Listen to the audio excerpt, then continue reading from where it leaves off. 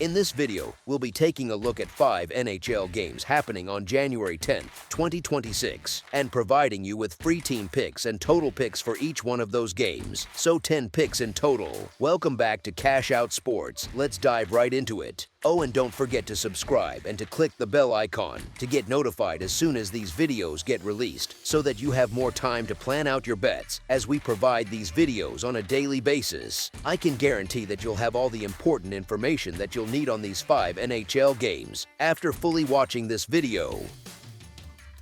One more thing before we start, if you would like to gain access to our best exclusive sports picks to take your journey to the next level, then check out our Patreon in the link down below, where we offer our best single picks, parlay picks, and much more. Now let's get started.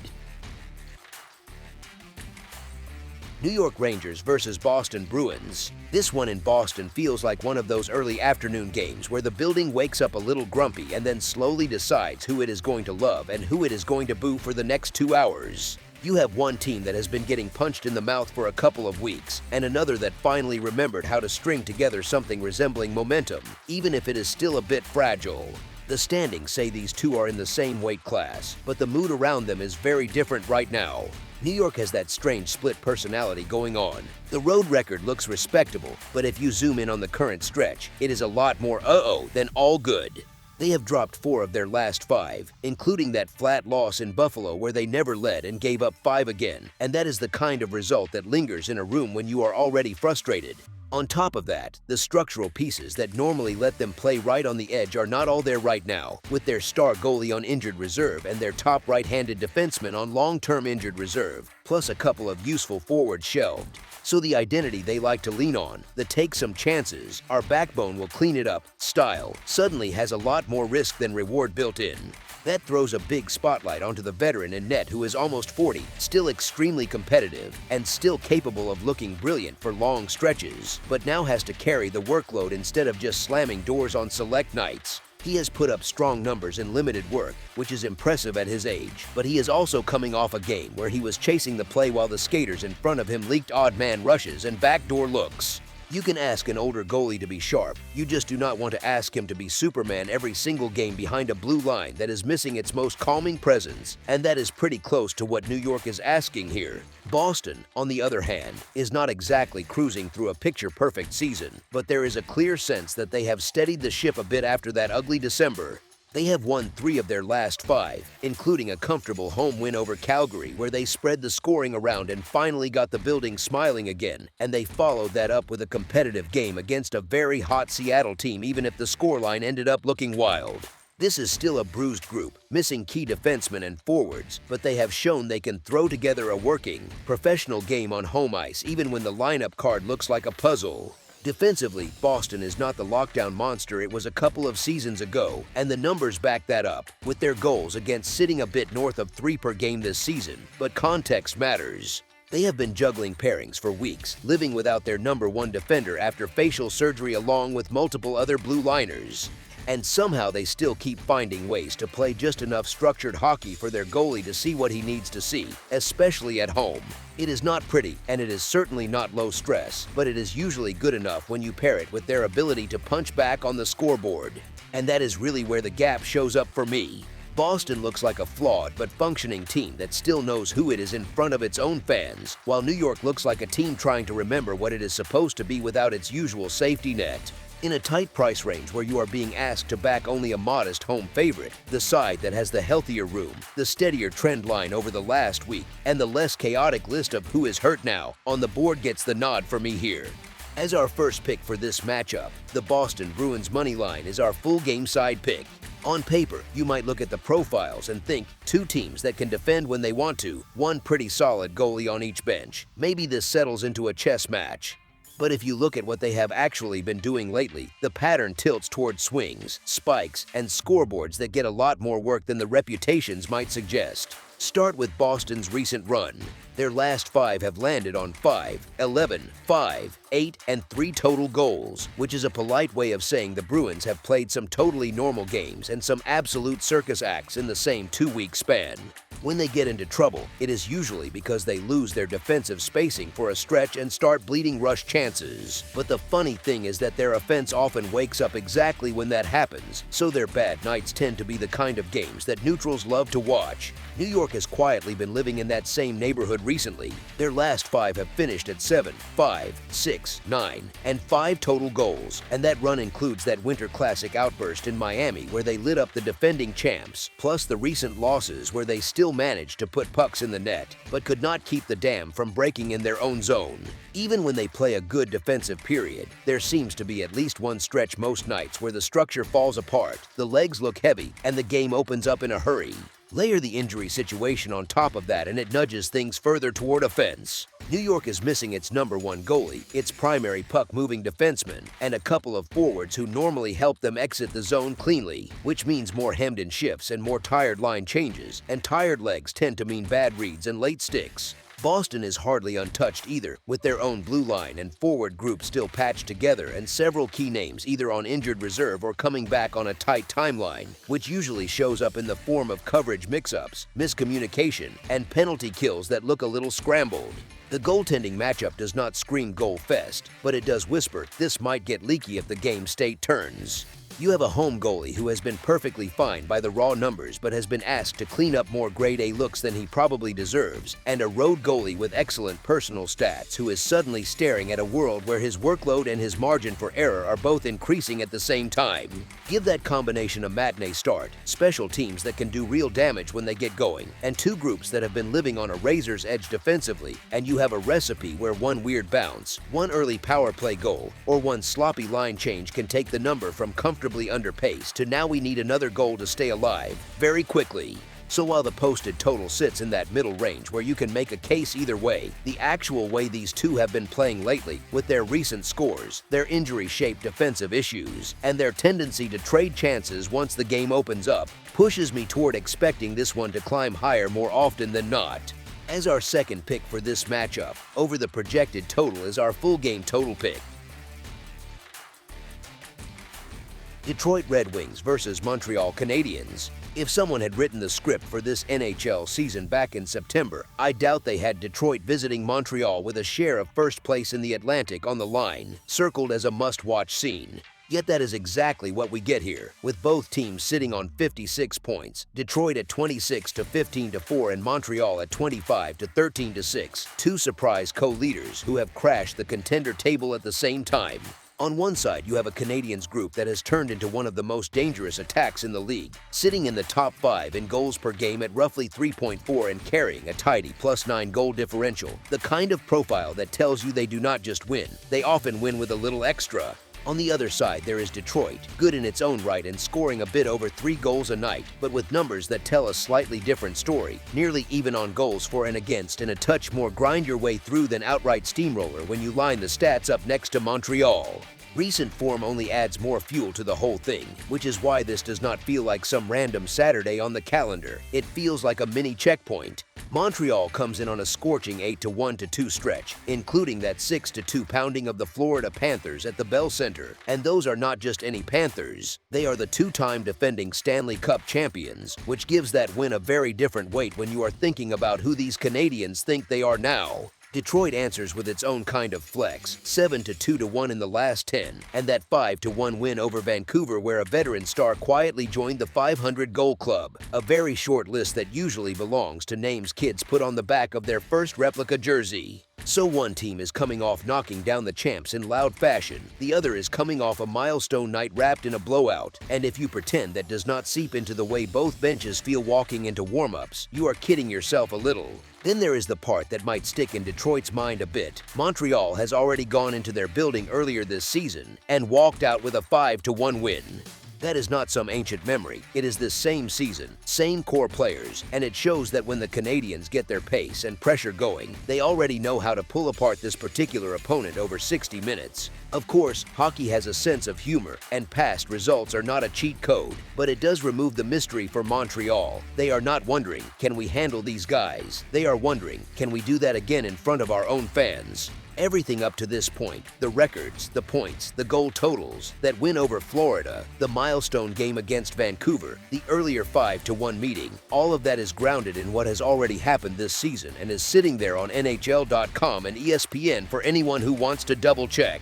From here, though, we are talking probabilities and feel, which is where betting actually lives. Here is the thing, stylistically Montreal leans into pressure, attacking in waves, and it can feel like playing against a riptide on a night when their passes are snapping tape to tape, while Detroit, even with all its talent, leans a little more on special teams and key stars rising in big moments than on smothering 5-on-5 dominance. Add in the Bell Center effect. That crowd does not just cheer, it practically shoves the game forward, and in a matchup where both teams are good but one has that extra jolt of offensive ceiling and home ice feeding into it, it is not hard to picture which bench is more likely to carry the third period if things are tight. I am not saying it is a mismatch, far from it, but when you blend the current standings, the recent surge, the previous head-to-head, and the way Montreal's attack clicks right now, the scale tilts ever so slightly toward one side by the time you get to the betting window.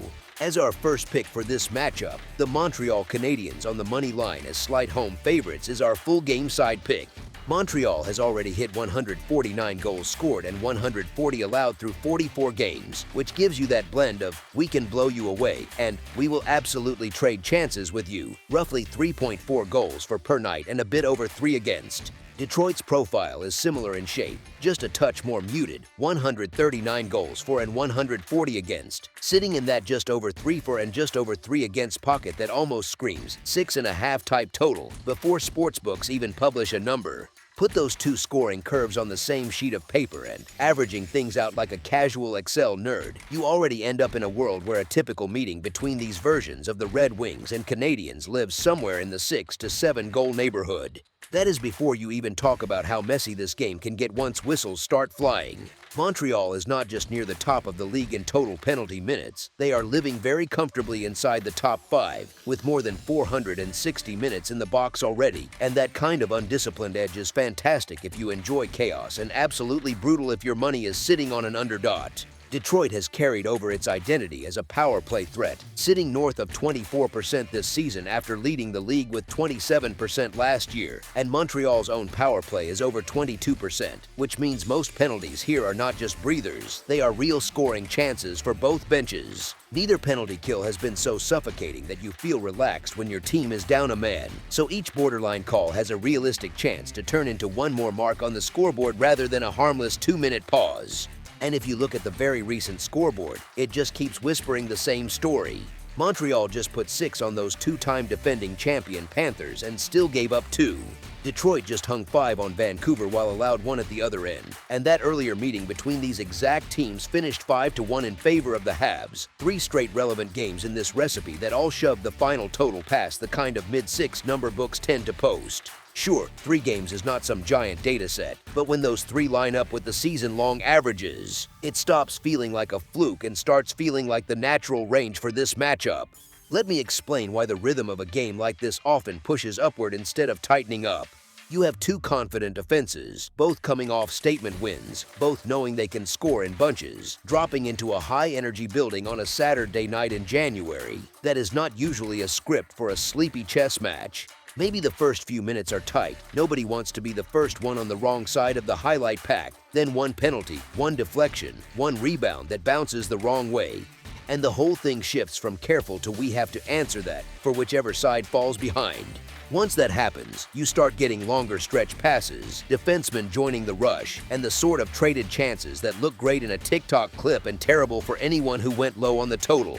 Factor in the very real possibility of late-game empty nets with the standings this tight, where coaches are more likely to pull the goalie aggressively rather than settle for a respectable 1-goal loss. And you can see pretty clearly how this game ends up in that 4-3 or 5-3 window more often than it drifts down into a 2-1 grind. So when you line up the season scoring rates, the penalty profiles, the power plays, and even the recent scorelines between these teams and their opponents, all the arrows lean toward a higher scoring night rather than a quiet one. As our second pick for this matchup, over the projected total is our full game total pick.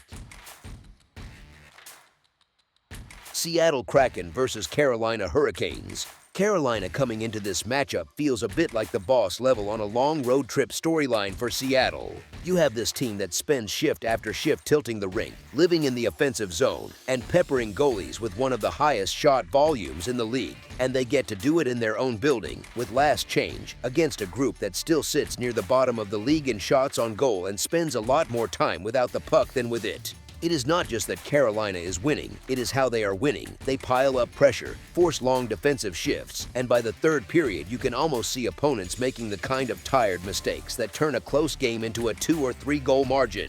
Seattle's 10-game heater with an 8-0-2 run is very real, and it is exactly the kind of streak that makes casual bettors think, hey, maybe this dog is live here. But look at how they are doing it. They are surviving stretches where they get outshot, then suddenly popping with a more aggressive mindset, more rush chances, more risk in their game. That is great when you are trading chances with Boston or chasing a comeback against Minnesota at home. It is a lot scarier when you hand those same extra rushes and odd man looks to a Carolina team that already leads the league in offensive zone time and sits near the very top in both goals and shots. Here is the thing. Carolina's style is basically a stress test for how comfortable you are without the puck.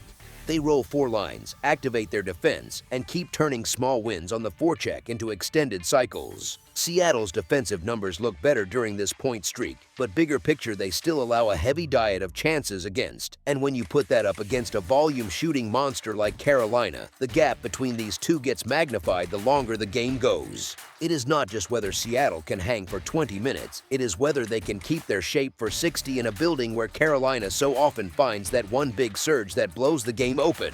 Then you get to the crease, and it tilts even more. Brandon Bussi is not just a nice story, he has put together a 15-2-1 start that already has him setting league records for how fast he got to 15 wins, and that is exactly the kind of heater you want behind a puck-dominant team.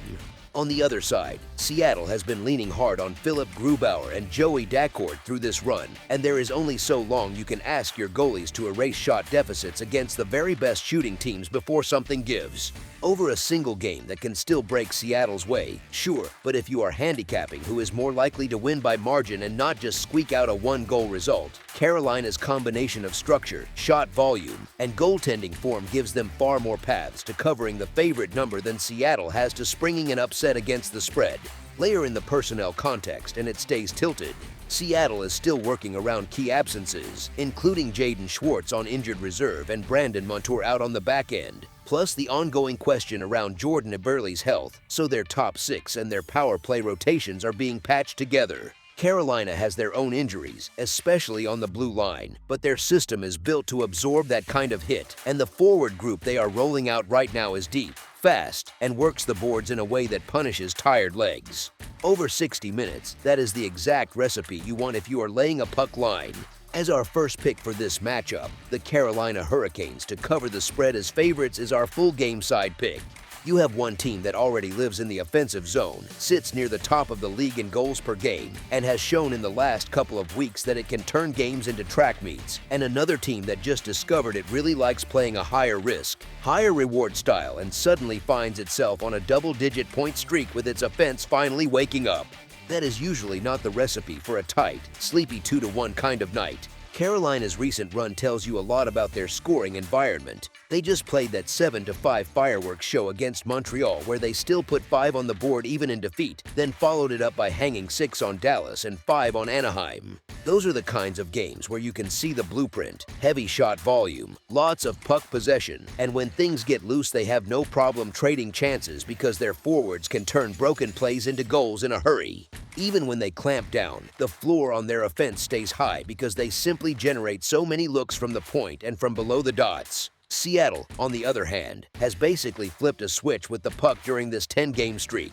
For a big chunk of the season, they were living near the bottom of the league in shots on goal, and every recap read like, scrappy effort, not enough pucks on net. Lately, they have cranked up the aggression. You see more activated defense, more quick strikes off the rush, and they have turned what used to be grindy, low-event games into wild swings where they can score in bunches, like that 7-4 win over Boston or the multi-goal third-period push that forced overtime against Minnesota. That stylistic change pairs almost too well with what Carolina wants, because if the Kraken keep that "we are going to go for it" mindset, they are feeding right into a hornet's nest offensively on both sides of the ice. And then you add special teams to to the mix. Seattle's power play during this point streak has finally looked like a weapon, with that recent stretch of 8 goals on 23 chances that launched them into the top group in power play percentage on the season and gave them a real confidence jolt whenever they draw a penalty.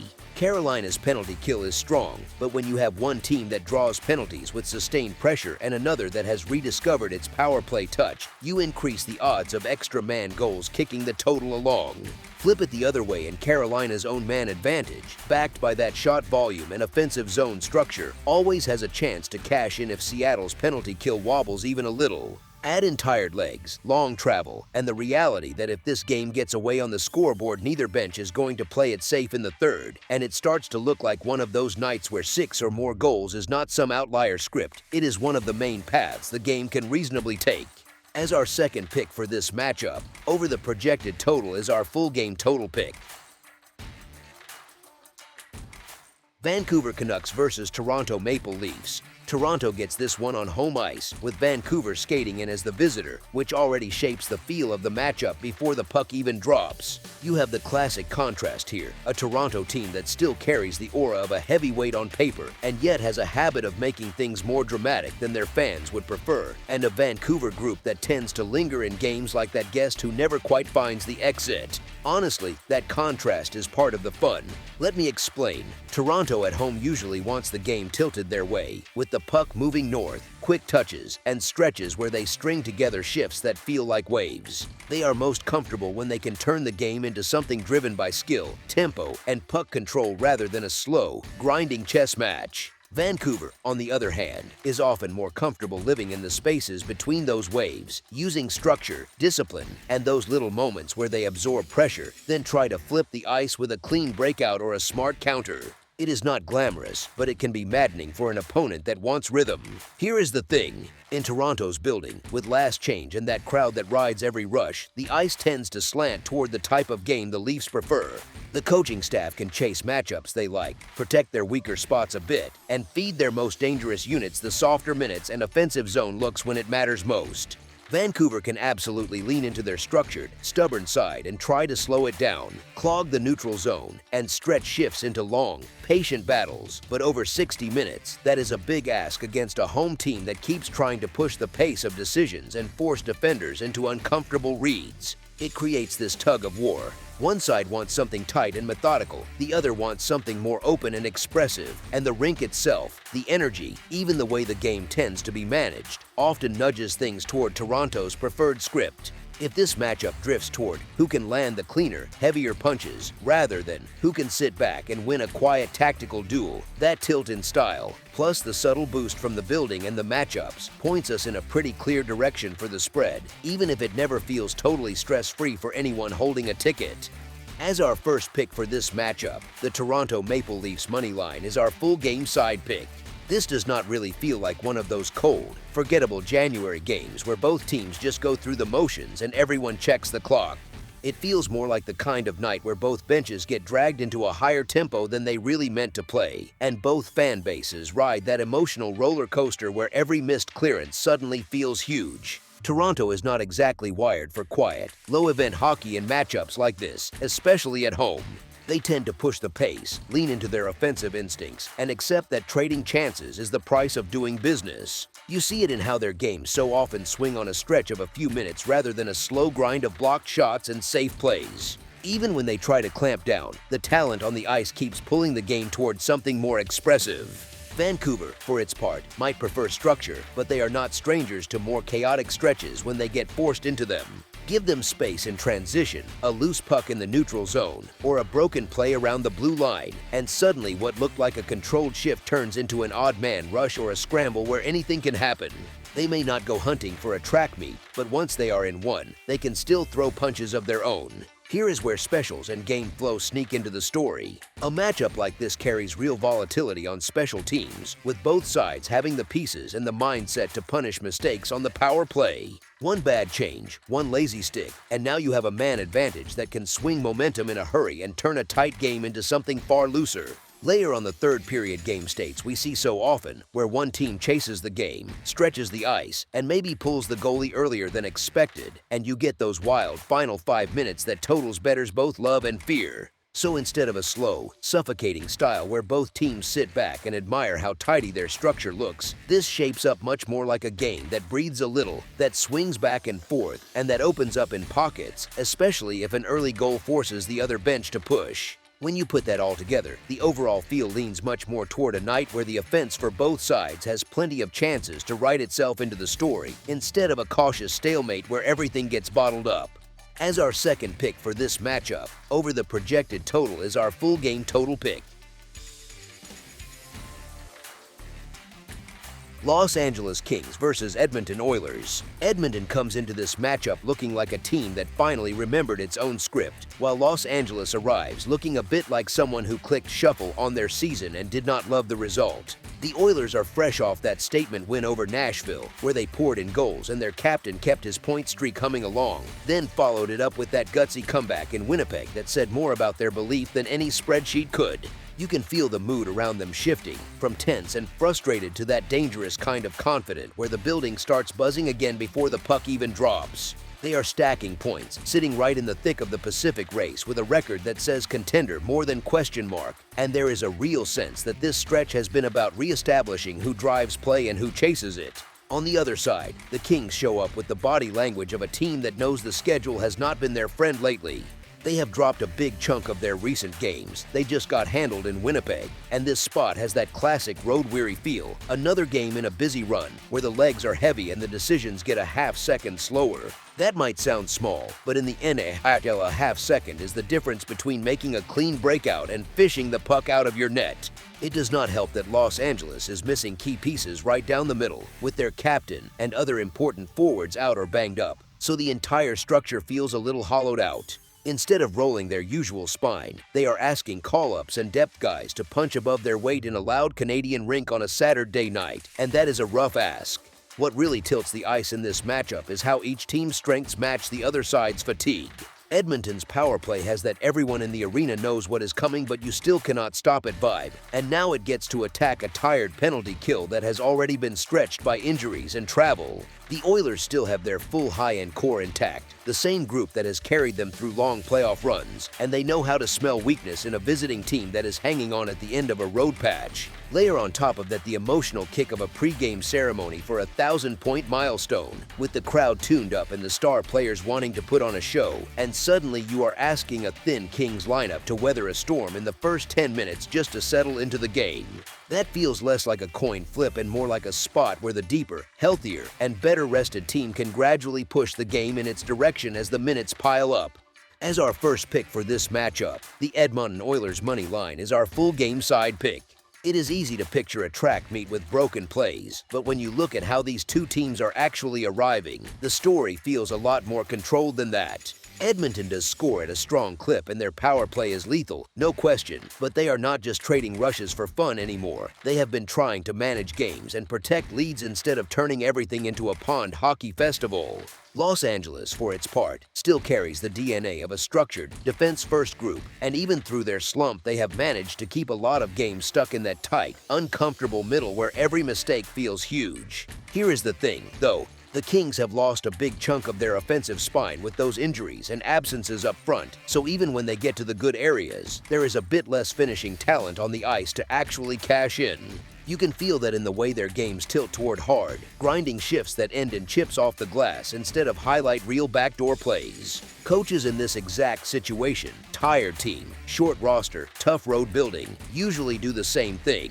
They simplify the game, shorten the bench, lean on safe routes out of the zone, and live with lower event hockey if it means their group can survive 60 minutes. That style is not pretty for the neutral fan, but it is perfect for squeezing totals down a notch. On the Edmonton side of the scoring equation, the goaltending story adds an interesting wrinkle. With their newly acquired starter on the shelf, they are leaning more heavily into the backup, and while his raw numbers have not screamed brick wall, that often nudges a team into protecting the middle of the ice more, not less. We just saw them pull off that comeback in Winnipeg despite allowing very few shots against, which quietly tells you that the skaters in front are buying into a more compact, responsible look, even when the game is wide open on the scoreboard. Combine that with a Kings offense that just struggled to muster much in its most recent outing and is now skating into a hostile building on tired legs. And the picture that comes together is less 7-5 and more 3-2 or 4-2, with long stretches where nothing too crazy happens. It is the kind of game where the crowd gets loud for big hits and key kills more than for 10 different goal songs. As our second pick for this matchup, under the projected total is our full game total pick. That's all for now, so if you have any other games you would like reviewed, then leave a comment down below with the game you would like analyzed, subscribe to our channel, leave a like on this video, and we'll get to it as soon as we possibly can. We would also love to hear your opinion on the picks presented to you in this video, whether you agree or disagree with them, so leave a comment down below and do let us know.